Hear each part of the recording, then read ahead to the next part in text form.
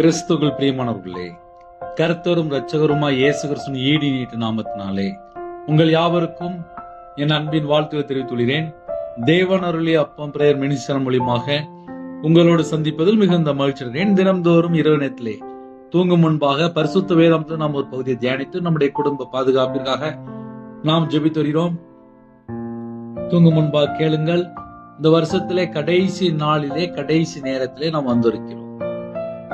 இந்த வருஷம் முழுவதும் நம்முடைய தேவன் நமக்கு பாதுகாத்திருக்கிறார், வழி நடத்திருக்கிறார். எத்தனையோ சூழ்நிலை தேவன் அருளிய சொல்லி முடியாத ஈவுக்காக அவருக்கு ஸ்தோத்திரம். அவர் செய்த நன்மைகளுக்காக அவருக்கு ஸ்தோத்திரம். 31 நாளும் 365 நாளும் 24 மணி நேரமும் கிருபை தந்து நமக்கு பாதுகாக்கிறார். அவருக்கு நன்றி செலுத்த வேண்டும். என் ஆத்துமாவே கர்த்தரை ஸ்தோத்திரி, என் முழுவலுமே அவருடைய பரிசுத்த நாமத்தை ஸ்தோத்திரி. என் ஆத்துமாவே கர்த்தரை ஸ்தோத்திரி.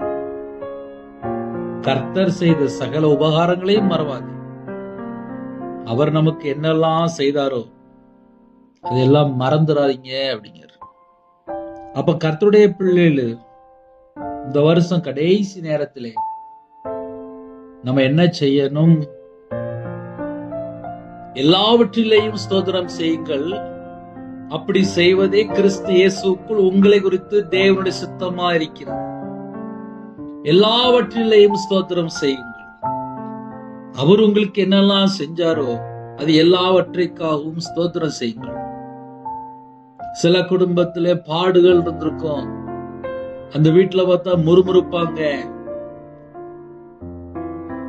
ஒரு வீட்டுல ஒரு குடும்பத்துல ஒரு தாயிட்ட பேசிட்டு இருந்தேன்.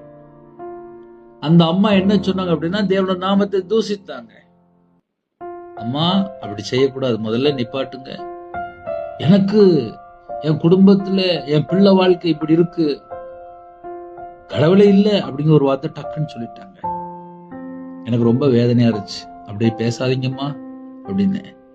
துன்மார்க்கனும் தேவனை மறக்கிறவனும் நரகத்திலே தள்ளப்படுவார்கள் போட்டிருக்கு.